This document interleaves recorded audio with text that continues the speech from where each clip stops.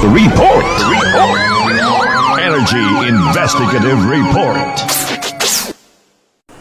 Okay, mga kasabanwa, sa uman, mayan nga hapon man natin nga interview man, from Hiniktan, going to Altabas Municipal Police Station. Siyempre, una sa talat sa Hermatan Taro, Altabas PNP, pagi kay Police Senior Master Sergeant Wilmer Peral, no? Ang nagabuyot nga investigador sa complaint nga na sa barangay Hiniktan, parte sa isang kalula nga sakit. Kapuli na batian man natin rung pahayag kay ina ni Kagawad Juanita Manuel regarding sa whereabout it suspect. Sa inyo sir, sa Altabas PNP, may iniyaman kita so far nga nakaabot naman ang complaint niya sa inyong opisina. Ano nung status makaroon itay karang reklamo ay nakaabot sa inyo?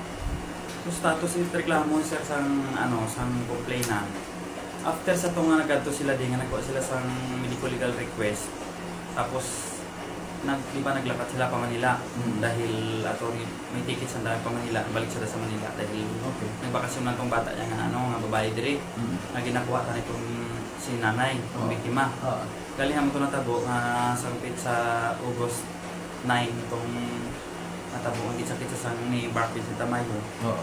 Amo to ginagbiyahe na lang sila pa Manila, in-consume na lang nila siguro ang ticket nila. So ang atong sukong wala pa sila kabalik after nga nag-report sila to kay wanted sa radyo kay Senator Tolfo.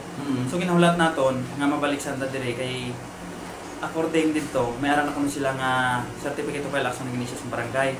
Kay dati pag-report na dire sang August 13 mga alas 3 sa hapon, pagkuha nila sang medical legal request nga para ipasa sa barangay kaya itong pasihan pag-complain sa barangay, wala pa sang certificate of file action. Ang mga gin-advise ko sila nga kung ma-releasean sang certificate of file action, ma-file sa mga kaso.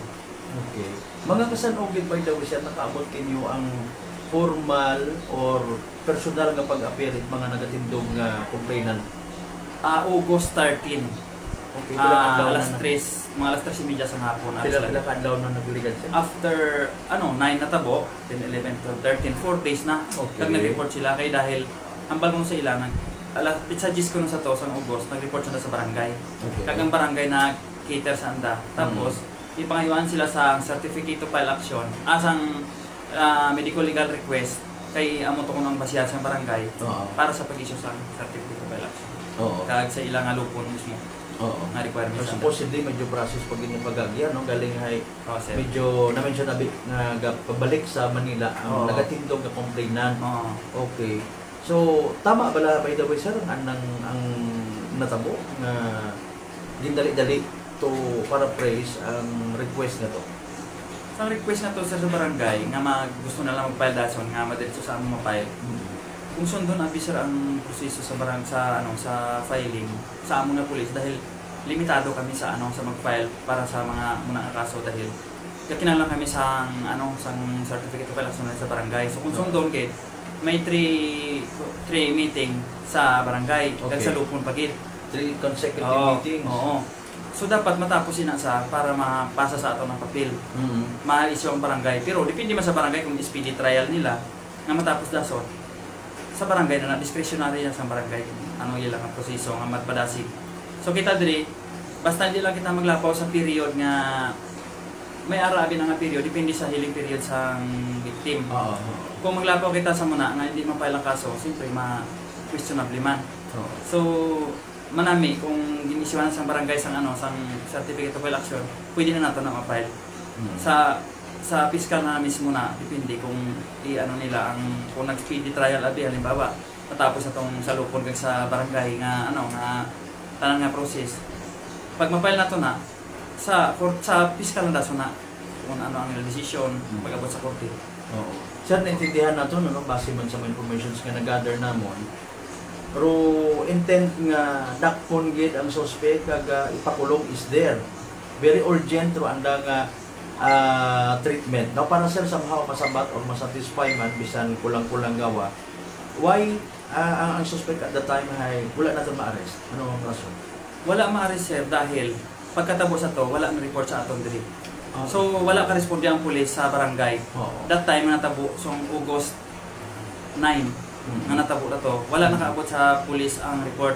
Sa barangay sila nag-report, then ang barangay mismo sa ila nag-rescue dito sa ila balay ito sa victim kag hindala sa police station sa barangay hall mismo kag dito na nagsit sa dasang hearing nga kaisa pa lang sila nag-hearing sang according sa ila 12 or 13 basta kaisa lang sila kuno nag-hearing. Tapos about sa pag-arrest hindi nato labi mahulog sa hot pursuit dahil pilaro ka days sa report sila di August 13 na. So ang pagpapriso sa suspect hindi nato mahambal nga dakpo talagi kag i-priso pag madakpan pakita ta sa nga nakita ta sa dra sa kundi ato nga info nga kundi sa kapanag dahil wala na kita sa hindi na mahulog sa hot pursuit kay pila na ka days kag pila na ka days nga nag-abot sa police station ang report nga August 13 na wala knowledge ang police nga implement ang hot pursuit nga dahil August 9 pa natabo then August 30 na nag-abot sa police station ang report. If ever sulod kunta sa 24 hours ng mga kaso, pwede pa kunta? 24 hours? Oo sir, pwede pa. Basta pagkatabo nga to may nag-report dire tapos nag-responde ang police. Tapos makanta kita sa hot pursuit operation para madakop ang suspect. So siyempre continuous man aton hot pursuit. Hindi man na mahambal nga may limit ang aton hot pursuit basta continuous ang operation naton from the start nga nagresponde ang police sa natabo ang krimen. Bisan maglapaw pa ta sang pila ka days, 2 ka days, kag nadakpan halimbawa. Basta continuous aton operation sa hot pursuit. Pwede gyapon nato na kunta siya madakop kag mapriso at pailan kaso dayon. Igaling hay nagkuha na abi pag sang natabo nga to abi diri sa barangay nagululi sanda tapos nagsip ang sa barangay hearing dito na dahil sila sa barangay na proseso. Amo na nga wala nakita nakamasang hot pursuit. Ma-presume ako sir ano sa ngalan nga akong nag-interview. May posibilidad ba lang nga somehow nag-blame to paraphrase again pro pamilya ang pinaka-complainant sa barangay dahil nag-abot sa punto nga mag-request i-continued inyong nga participation pero supposedly kung sa barangay pa lang kung na-arrest o na-settle na no? Sir Brad, may pagkukulang iyan sa barangay? Kung sa akong sir, wala pagkukulang sa barangay dahil ang barangay kasunod man sa anda proseso. Yes. Dahil kada prasamon kung ano ang sa akong lang pag-iintindi kung ano ang patakaran sa barangay, sundon lang ang proseso dahil may ano man sila mo, may ginasunod man sila kung ano ila ditong patakaran nga mag-sit ang hearing, tapos ang gitni, muna nga number of hearings. Bago makuha, dahil may mga minutes na. May mga minutes na, tanang hearing, may minutes kung di mag-attend, may minutes gyapon. Kinanglang gyapon nato na, para sa filing sang kaso, pag abot sa tiempo, nga inug-file na sang pulis.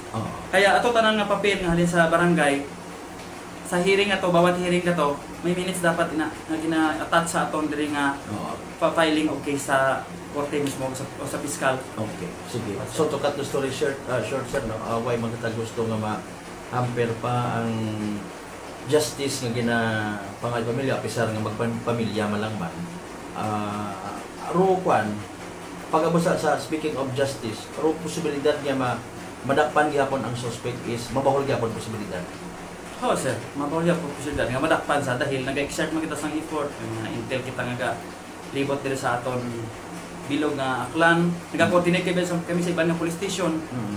Kag mismo aton may mga force multiplier kita, mga barangay intelligence network nga nagakuha sang panawagan nimo kay naman actually ni Kagawad Juanita, pero babase po na-reply ng akon nga line of question given abing nga tapos ng hindi man masulod sa hot pursuit, no? Kung makita halimbawa mo iya within sa Altabas hay may power gihapon kita nga arestohon imo kung doyon ang tama nga term, arrest gihapon. Wala na sir, dahil ang hot pursuit naton wala na, hindi na masulod sa hot pursuit sir. Okay, sige. Anyways, lastly na lang siguro sir aton man niya kumahambal naton nga assurance kit sa pamilya nga matao ang hustisya para kay nanay. Sige sir. Sa ganang panawagan ko, pamilya sang biktima kag si nanay mismo nga victim nga kami nga sa police station, sa Altabas Police Station, ready kami magbulig sa inyo, madam, sir.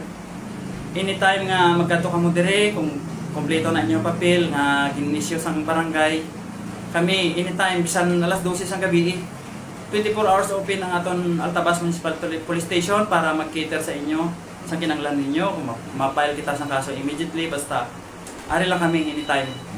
Basta mahulat kami sa inyo mga mag-ato dire. Sige. Police Senior Master Sergeant Peral, sir, salamat niya abo ag mabuhay rong Altabas PNP. Thank you sir, salamat sir. Report! Energy Investigative Report.